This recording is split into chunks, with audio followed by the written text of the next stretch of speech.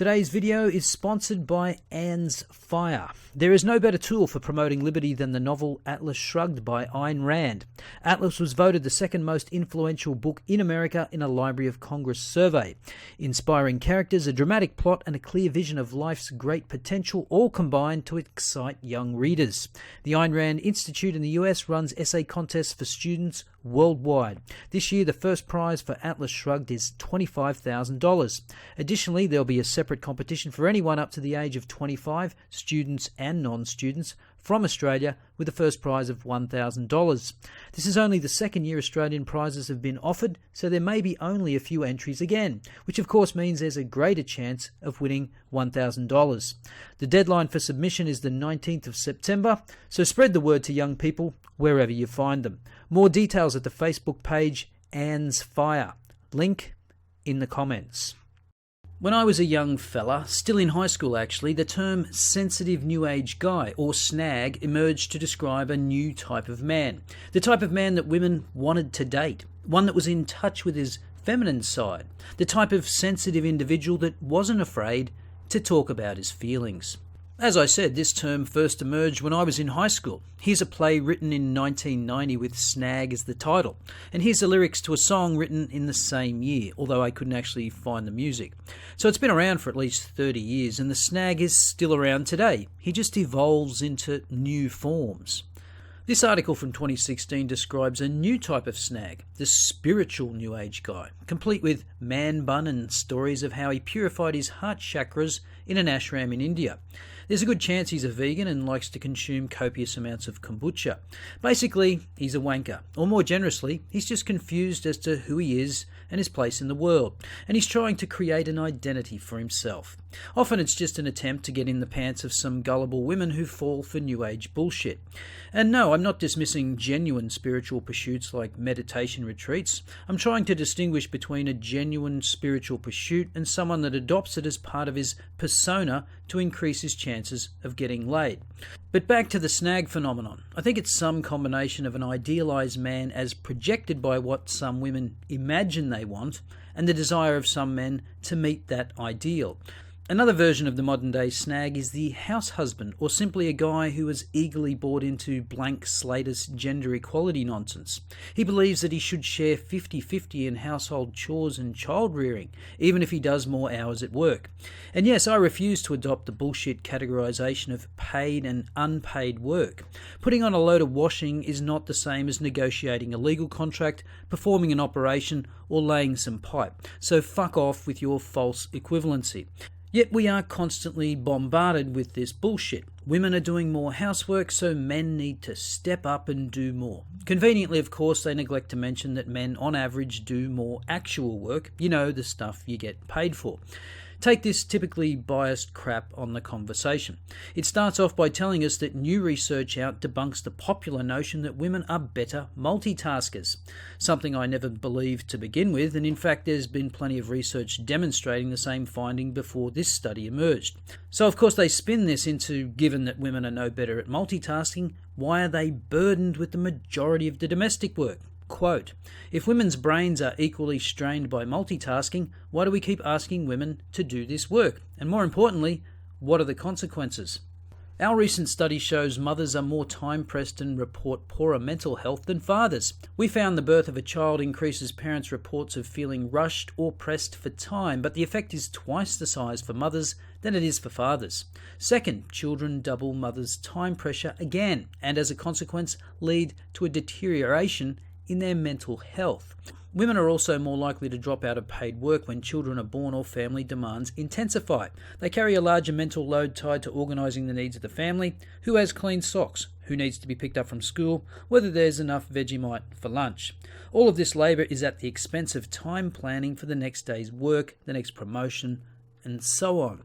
But if they're more likely to drop out of work, then all this labour is not necessarily at the expense of the next day's work then, is it? You don't actually have that stress of showing up to work the next day.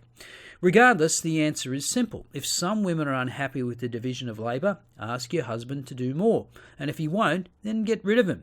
It's not hard. But of course, like most academics, Leah Ruppiner thinks that she knows better how other people should live their lives. Within the family, this work needs to be catalogued, discussed, and then equally divided. More men today are invested in gender equality, equal sharing, and co-parenting than ever before. Wouldn't you love to live in that household, cataloguing, discussing, and then equally dividing the housework? But to get back to the point of this video and the commentary about snags, it's the last sentence I want to focus on. More men are invested in gender equality, equal sharing, and co-parenting than ever before. Now, putting aside that the author's definition of gender equality is probably one of equality of outcome, what is the upside of all this male commitment to equal sharing and so-called gender equality? Because it certainly doesn't result in more successful marriages. This article from the Globe and Mail was written in 2011 and updated in 2018 for exactly what I'm not sure, but it claims that stay-at-home husbands are more likely to divorce. Stay-at-home mums may wish their husbands could walk a mile in their shoes, but if domestic harmony is the goal, dads may be better off at the office, according to a study published in the American Journal of Sociology. For men, it seems, lack of paid work is an even greater predictor of divorce than marital unhappiness. Even in these enlightened times, men feel tremendous pressure to bring home the bacon. It's still unacceptable for men to stay home and take care of the kids. Unemployed men were both at greater risk of being left by their wives and of filing for divorce themselves. In contrast, whether a woman worked outside the home had no impact on the chances her husband would leave her. Dr. Sayer describes the phenomenon as an asymmetrical revolution. Women's roles have changed significantly in recent decades, but the same isn't true for men. Men are still held to an older standard than women and penalised by employers and stigmatised if they are doing what's perceived as women's work. Interesting the way it's phrased, isn't it? Because whenever women are alleged to face some societal expectation, it's always characterised as inherently sexist, a result of the all-powerful patriarchy. But mysteriously, when the expectation is on men, there is no finger-pointing. I guess it's just an accident of nature. But if 2/3 to 70% of divorces are initiated by women, then surely this expectation is disproportionately coming from women. Now, of note in this article is the fact that the study didn't distinguish between stay-at-home dads that were doing so by choice and those forced to stay home because of unemployment. In Time magazine, this study was reported with a different headline: Unemployed men are more likely to divorce. And here's some additional comments that weren't in the previous article. Researchers presume that if working women were unhappy in their relationships, they were more likely to have the resources to allow them to leave than women who didn't work.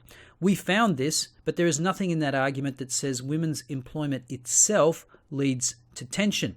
Likewise, they figured that unhappy employed men would be more likely to leave.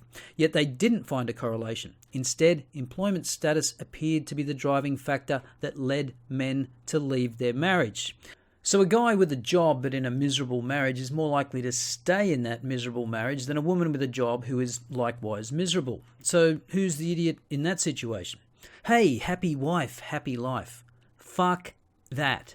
Now, another issue with that study is that it analysed data from 1987 to 2001. So, of course, in the current year, surely we are a more enlightened society that accepts men's choices to eat copious amounts of soy and embrace gender communism.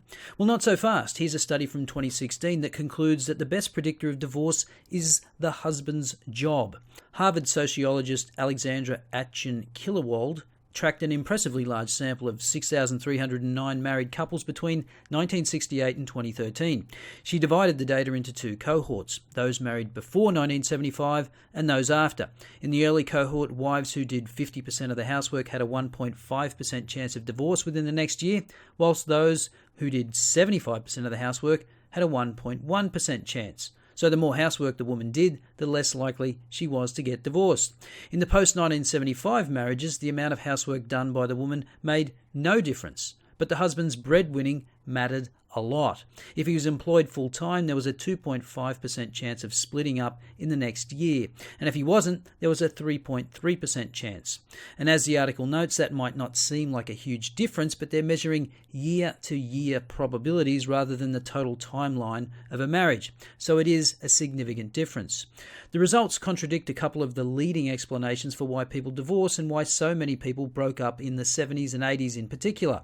Drawing from that data, Killerwald concludes that the material circumstance of the couple has little to do with divorce. Neither how much money either partner makes nor the wages they earn relative to one another are determining factors. Also, it doesn't appear to be the case that financial dependence or independence of the wife is affecting the likelihood that a couple splits up. For couples in the post-1975 cohort, the way they divvy up unpaid labour, household chores, taking care of the kids, had little effect on divorce probability.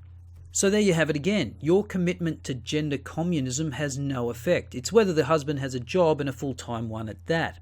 And it also pours cold water on the idea that husbands are threatened by their wives earning more than them. This is turning out to be yet another wives' tale, like the men are threatened by intelligent women crap. Again, this study didn't look into why husbands weren't working, but they note that a Pew study in 2012 found that just 21% of stay-at-home dads did it because they wanted to care for family, up from 5% in 1989. So perhaps it's as much as a quarter today. Of course, this doesn't mean that couples that split household chores and child rearing 50-50 can't have successful relationships. Clearly, many do. The message is it just doesn't increase your chances of having a successful marriage. Of course, successful marriages, especially when children are involved, necessitate compromise. I'm not suggesting you act like a complete selfish asshole and do nothing to support your partner. What is the point of being in a relationship if you're going to do that? And of course, the MGTOW's response will be that you can bypass all this shit by avoiding relationships and marriage altogether. But for those men who are interested in relationships, I would suggest you think about it this way. The next time you encounter an article or a woman that tells you that you need to do more around the house or do more to promote gender equality, aka gender communism, ask yourself, why? What are the benefits? If on reflection making changes would bring benefits to your particular relationship, then do it if you value that relationship. You'd be silly not to.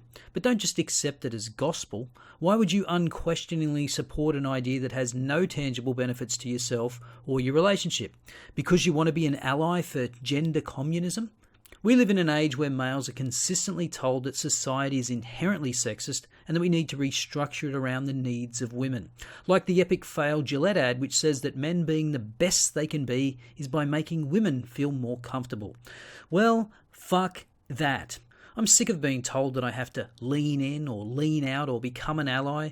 Be your own fucking allies, ladies. Men are under no obligation to give two shits about your personal circumstances just because you happen to be in possession of a vagina. Men owe you nothing, and if you're not happy with your relationship, do something about it other than bitch and whinge about the collective responsibility of men to make your life better. As usual, let me know your thoughts in the comments below. I'll see you next time.